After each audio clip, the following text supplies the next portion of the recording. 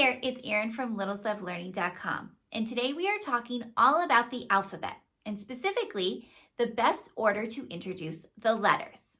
Now, if you've seen my previous video all about letter of the week, you know that I'm not a fan.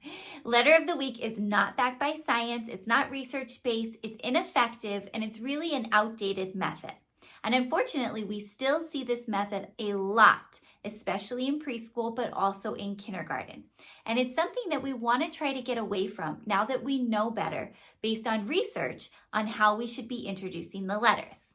Now, we don't know from research the one true perfect order to introduce the letters in. It doesn't exist.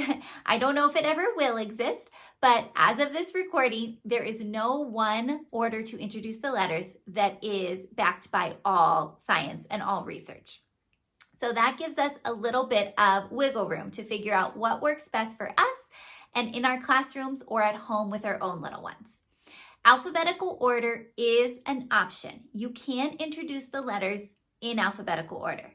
However, I'm going to give you some suggestions on other ways you can introduce them that I think are a little bit more effective, and then I will show you my two favorite ways to introduce them at the end of this video. Before we dive into the options for introducing the letters, I just wanted to talk about a few things. First, letter names are important. There is a push right now on social media to suggest that maybe memorizing the alphabet or learning letter names is not as valued of a skill, that it's not super important, when in fact, it actually is an important skill for our kids to master. Research is showing that kids at the end of pre-K, their letter name knowledge is predictive of their future reading success in kindergarten and first grade. So it is important. It's also showing us that when students only learn letter sounds, then they only know letter sounds. But when students learn letter names, they're more likely to pick up on the letter name and the letter sound. So it's just more information about the alphabet, about these letters that we want them to know. Now, I am a huge proponent of starting with the sound and then introducing the letter and talking about how the letter spells that sound. And I have a video all about how I introduce the letters, and I make sure to include 6 components for each letter that I think is very important. So I will link that video down below. But I just wanted to mention, if you see this floating around social media or on the internet, that letter names, while they may not help students in terms of blending and reading words, they are very important because they help our students anchor those sounds into their memory so that when they do see that letter, that they're more easily able to retrieve that sound so they can read the word. So they are important.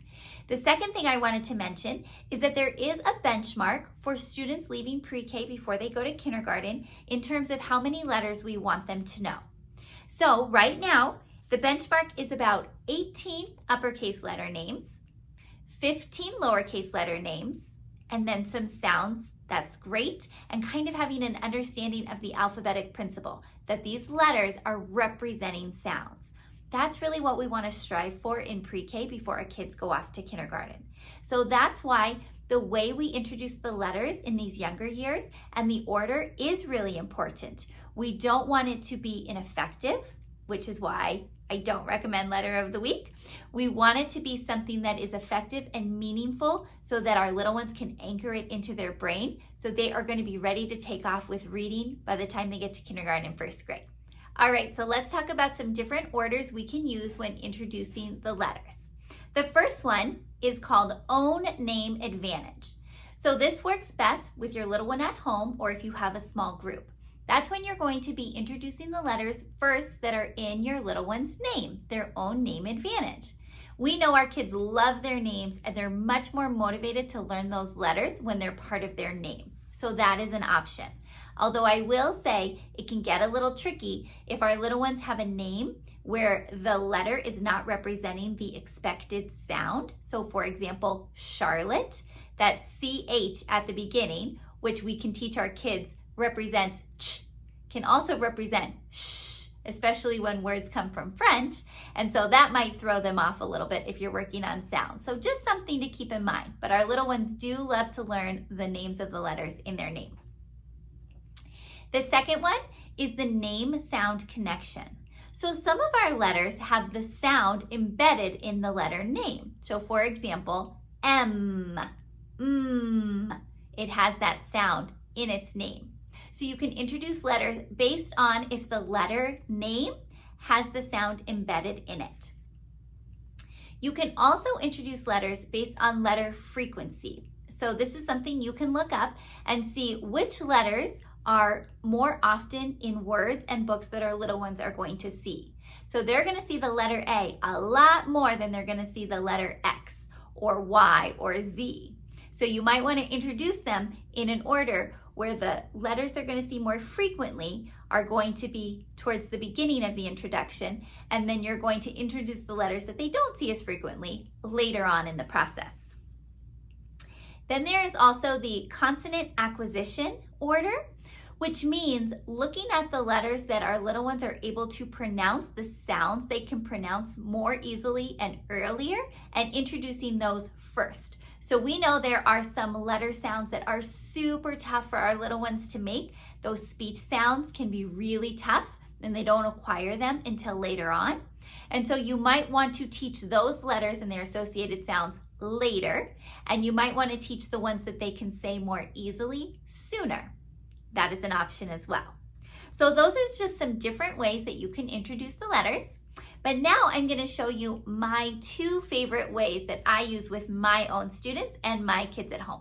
So if you saw my video about No Letter of the Week, you know that I advocate for teaching the alphabet in cycles, and that if we do it more quickly, where we're going through 3 or 4 letters in a week, or even a letter a day, we can get through the alphabet more quickly, and then we can do the whole alphabet again. So we can have different cycles.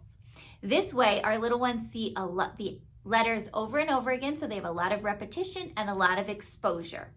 So this is something that I like to do because when I introduce the alphabet for the different cycles, I can do it in different orders. The first time I introduce the alphabet, I like to do it in the order for reading so that my kids can right away start blending and reading words. And then the second time I introduce it, I like to introduce it in terms of writing. So making sure that the letters that are written in a similar way are grouped together. So let me show you my favorites. So on this side, I have my order for reading. Now this order was taken from my training for Orton Gillingham. And so I like to follow this because all of the decodables that come with my training follow this order. That way, by the time my students have learned a few letters and their associated sounds, even just this first row, they're able to read and spell so many words already. So we don't have to go through the whole alphabet before they're able to read and spell words. I also like this order because it includes the digraphs, which are 2 letters that represent one sound, so that we're not going through the whole alphabet and then going back to the digraphs. They're actually embedded throughout here. So I will hold this up. If you want to take a screenshot, you can. If you want to message me, I can also give you this information in an email, or if you comment down below, I can respond back to you as well. But that is my reading order. Now, when I am teaching the letters the first time, I absolutely include letter formation as part of my instruction. And in fact, if you watch my video all about how to introduce letters using a speech to print philosophy, you'll see that one of the components is letter formation. So that is very important even with reading. But for the second time I introduce the letters, I can actually group them in a way that is more easily for writing, where I'm grouping them based on how to form the letters. So for this section, I have lowercase letters here, but I just want to make a caveat that I actually teach uppercase letters first in preschool and pre-K. I think it's very important that us preschool and pre-K teachers focus on uppercase letters for a multitude of reasons. I have a video about that. I will link down below so you can see. But for this example, I am showing lowercase because I do think that toward the end of pre-K, the summer before kindergarten, and of course in kindergarten, it's really important that we focus on lowercase formation. That's not to say uppercase is not important. I think it is crucial that our little ones learn uppercase first, but I do think that when they're ready end of pre-K, summer before kindergarten, and kindergarten, then we are getting them to lowercase letters, absolutely. So this order is based on lowercase letter formation. If I was doing a younger class, I would have this order based on uppercase letter formation. Just wanted to throw that out there. But for this order, up here, I have all of my magic C letters. So these are all of my letters that start by making the letter C, which means they start at 2 o'clock on the clock and they go up and around, they go counterclockwise, and they are formed all using the same motion. So that's why those are all up there. Then for my second row, I have letters that are all starting at the middle line. So if you use primary lined paper, I like to call it the sky line, the plain line, and the grass line. So the plain line is that middle line. So all of these here start at the middle line and then they go straight down.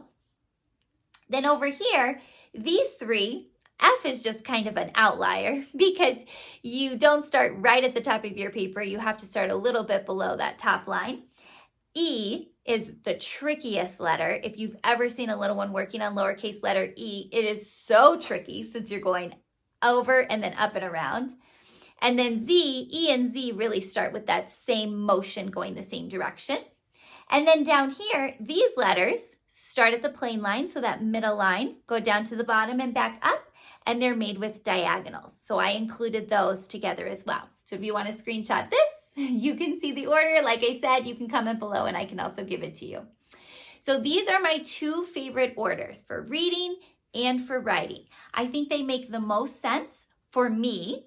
But what I can also do is I can also assess my class and see where they are, or my own kids at home. If they already know some of these letters, they know the associated sound, they know how to form the letter, they know if their voice box is on or off, they know the keywords, I am not going to spend a lot of time on that letter. There is no use reteaching and refocusing on letters and sounds that they already have mastered. So if you can do this in small groups so that you're more targeted, your instruction is more targeted, that's great. Parents at home, you are at such an advantage because you only have to work on your one little one's alphabet knowledge, or maybe if you have a small group, maybe if you're doing homeschool, or if you're doing a preschool co-op, maybe just a few kids that you're working with, that is really an advantage as well, because you don't want them to have to relearn and relearn and relearn the same letters if they know them. So it'll speed up the process if you know which ones they already know and which ones they don't. But like I said, those are my favorites. I've seen a lot of success with them, even with 4-year-olds, 5-year-olds, before they go to kindergarten. It's amazing how well they can learn the letters, the sounds, and how to form the letters when we're being intentional about how we are introducing them. So I hope this video was helpful. If it was, I'd love for you to like it, give it a thumbs up, subscribe to my channel. You can also comment below and let me know your thoughts about what order you introduce the letters in, and if maybe one of these orders will work better for you and your class this year. I also wanted to mention that when I do introduce the letters, I use an animal alphabet that I created. I will link it down below. It's free to download and print from my website, littlestufflearning.com. I love using animals as keywords for each letter of the alphabet because kids just love animals.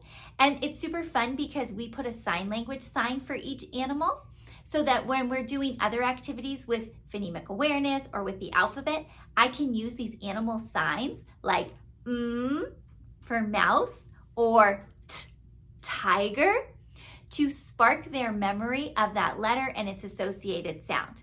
So I think that's really helpful, especially because we know kids love animals and it keeps it kind of on theme. So if you're interested in that, you can find the link down below as well.